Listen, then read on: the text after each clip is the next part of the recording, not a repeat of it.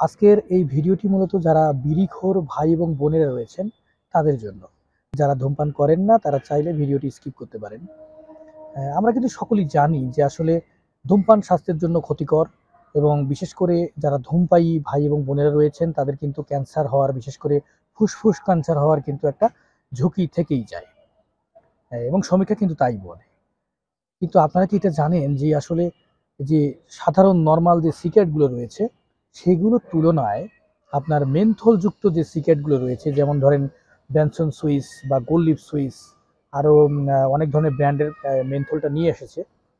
এই মেনথলযুক্ত সিগারেটটা কিন্তু আরও অনেক বেশি ক্ষতিকর। এমনিতে ধূমপান ক্ষতিকর, তার মধ্যে মেনথলযুক্ত সিগারেট সাধারণ সিগারেটের তুলনায় আরও বেশি ক্ষতি করছে। আপনারা এই ভিডিওটি শেষ পর্যন্ত দেখলে আসলে যারা মেনথলযুক্ত সিগারেট খাচ্ছেন আজকে বাদ দিয়ে দেবেন আমার মনে হয়। সাধারণ সিগারেটের তুলনায় মেনথলযুক্ত সিগারেট কেন ক্ষতিকর আসলে, মানে এখানে কি কি উপাদান রয়েছে? দেখেন, মেনথলযুক্ত যে সিগারেটগুলো রয়েছে সেগুলোর ফিল্টারে এক ধরনের রাসায়নিক একটা পদার্থ ব্যবহার করা হয়, এটার নামও মেনথল। সেটা বিশেষ করে আপনার এই যে সিগারেটের আমরা যখন টান দিই সেটা ফিল্টারের মধ্য দিয়ে মুখে তারপরে ফুসফুসে যায়, যাওয়ার পরে আপনার এক ধরনের একটা প্রশান্তি, একটা কেমন যেন একটা ঠান্ডা অনুভূতি একটা আপনাকে দিবে, যে অনুভূতির কারণে আপনার ভালো লাগবে। অনেকের একটা কুল কুল একটা সেন্ট চলে আসে, যে কারণেই বিশেষ করে এটা কিন্তু সমীক্ষা হয়েছে, একটা কিন্তু গবেষণা হয়েছে, এবং সেই গবেষণাটা চালিয়েছে আপনার হচ্ছে আমেরিকার central disease control and prevention একটা সংস্থা রয়েছে। তারা এটার একটা সমীক্ষা চালিয়েছে, গবেষণা করেছে। তারা সেখানে দেখেছে যে আপনার যারা ধূমপায়ী রয়েছে, যাদের বয়স 30 বছরের নিচে, তাদের মধ্যে প্রায় 50% এরও বেশি, মানে প্রায় ওখানে বলা হচ্ছে 54%, যে 54% মানুষরাই হচ্ছে মেনথলযুক্ত সিগারেটটা বেশি পছন্দ করছে, তারাই খাচ্ছে, মানে তরুণরা বেশি খাচ্ছে।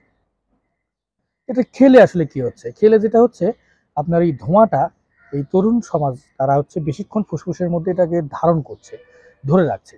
কারণ এটা কিন্তু ঝাঁঝালো যুক্ত নয়। আমি সাধারণত গোল্ড লিফ বা ব্যানসন আপনি খেয়ে খাবেন, যারা খান আর কি তারা জানেন আর কি, যে খাওয়ার পরে ভেতরে কেমন জানি গলায় বেশিক্ষণ নেওয়া যায় না, একটা মানে ধরে আর কি।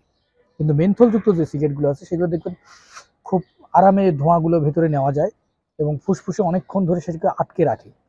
এবং এই যে অনেকক্ষণ ধরে যে আটকে রাখার যে প্রবণতা, এটাই কিন্তু বেসিক্যালি ক্ষতির কারণ হয়ে দাঁড়াচ্ছে। একে তো মেনথল একটা রাসায়নিক পদার্থ, সেটা তো একটা সাইড ইফেক্ট আছেই, প্লাস হচ্ছে এই যে ফুসফুসের মধ্যে অনেকক্ষণ ভেতরে ধোঁয়াটা আটকে রাখছে এই মেনথলের কারণে, এটি কিন্তু ক্ষতিটা আসলে বেশি করছে। কারণ আপনার ভিতরে ধোঁয়াটা যতক্ষণ আপনি রাখতে পারবেন বা যতক্ষণ আপনি ধরে রাখবেন, বেসিক্যালি ততক্ষণ কিন্তু নিকোটিনের পরিমাণটাও কিন্তু বাড়তে থাকবে শরীরের ভিতরে, কারণ শরীর তত বেশি নিকোটিনটাকে আপনার অ্যাকসেপ্ট করতে থাকবে।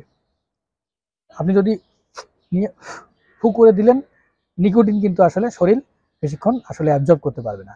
কিন্তু যারা শুকটান বলে না, শুকটান বা লম্বা টান নিয়ে একদম ধোঁয়াটা অনেকক্ষণ ধরে ভেতরে রেখে তারপরে নাক দিয়ে কান দিয়ে ভুরভুর করে বের করে দিচ্ছে, আসলে বিপদে কিন্তু তারাই পড়বে।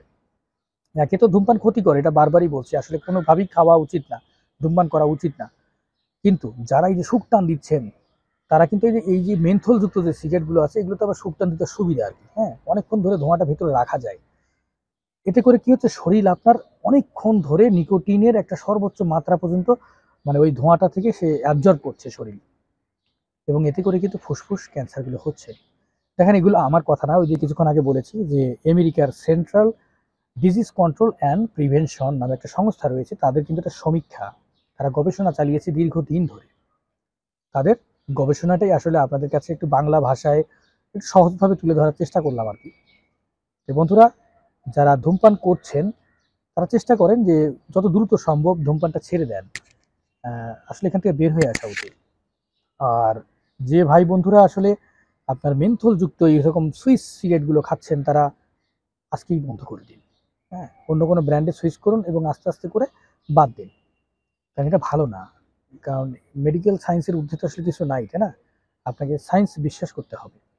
যেরকম ধর্ম আছে, আসলে সায়েন্স কিন্তু ধর্মের বাইরে না, ধর্ম দিয়েই সায়েন্স চলে, এই সায়েন্সটাকে মানতে হবে।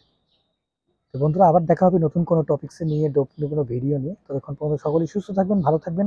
ধন্যবাদ।